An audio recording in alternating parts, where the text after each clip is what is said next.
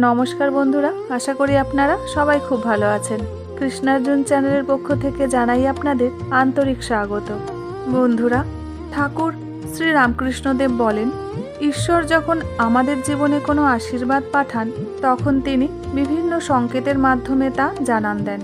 এই সংকেতগুলো খুব সূক্ষ্ম ও রহস্যময় হতে পারে, কিন্তু আমাদের সেগুলো চিনতে হবে ও অনুসরণ করতে হবে। মা শারদা বলেন, ঈশ্বরের সংকেতগুলো আমাদের জীবনের প্রতিটি ক্ষেত্রে উপস্থিত থাকে। আমাদের উচিত সেই সংকেতগুলো চিনে তা অনুসরণ করা। ঈশ্বর সবসময় আমাদের পাশে আছেন আমরা যদি বিশ্বাস রাখি তবেই। আমরা যদি সেই সংকেতগুলো চিনতে পারি এবং সেগুলো অনুসরণ করতে পারি, তাহলে আমাদের জীবনে সুখ ও সমৃদ্ধি নিশ্চিত। ঈশ্বরের সংকেত ও তার রহস্যময় প্রভাব নিয়ে শ্রী রামকৃষ্ণ ও মা শারদা দেবীর গভীর দার্শনিক ও আধ্যাত্মিক বক্তব্য রয়েছে। তাদের কথাগুলো আমাদের জীবনে শান্তি, সমৃদ্ধি ও প্রাচুর্যের আগমনকে চিনতে সাহায্য করে।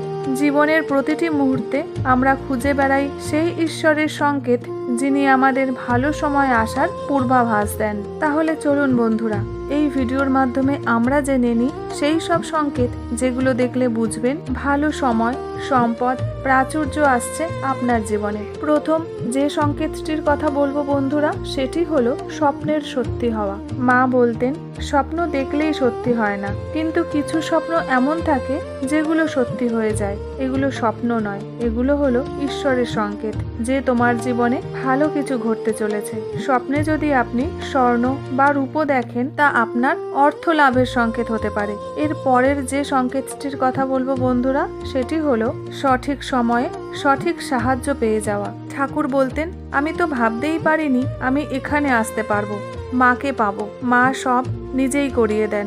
যখন দেখবি তোর কষ্টে কোনো সাহায্য চাওয়ার আগেই এমনি মানুষের কাছ থেকে ভালোবাসা ও সাহায্য পাচ্ছিস, জানবি মা নিজে এসেছে তোর জন্য।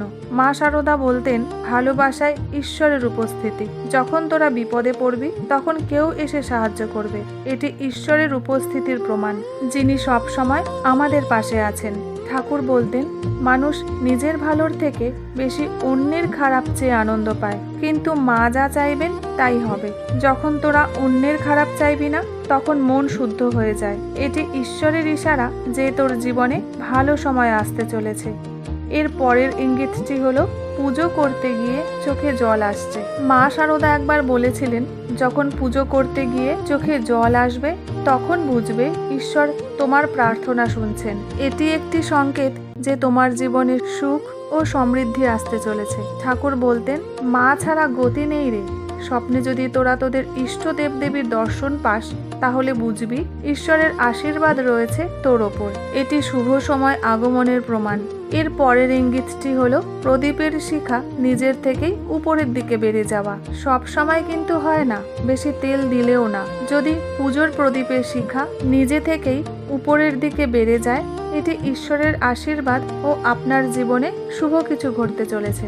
এছাড়া বাড়িতে গরু আসা বা কোনো না কোনোভাবে আপনার সাথে গরুর সাক্ষাৎ হওয়া, এর মানে হলো বন্ধুরা সম্পদ, প্রাচুর্যের সংকেত। ঠাকুর বলতেন, গরু হলো লক্ষ্মীর প্রতীক। বাড়িতে গরু আসছে বা চলতে ফিরতে তোরা ভগবতীর দেখা পাচ্ছিস, একটু আদর করে কিছু খাইয়ে দিস। এর পরের সংকেতটি হলো আপনার অজান্তেই আপনার জন্য কেউ ঠাকুরের প্রসাদ আনছে। এরকম বারবার ঠাকুরের প্রসাদ যদি আপনার কাছে আসে, বুঝবেন ঈশ্বর আপনার দিকে তাকিয়ে আছেন। আপনার জীবনে সুখের আগমন ঘটতে চলেছে। এছাড়া পুজো করতে করতে যদি বারবার পুজোর ফুল পড়ে যাওয়া, এই কথাটি প্রাচীনকাল থেকে প্রচলিত।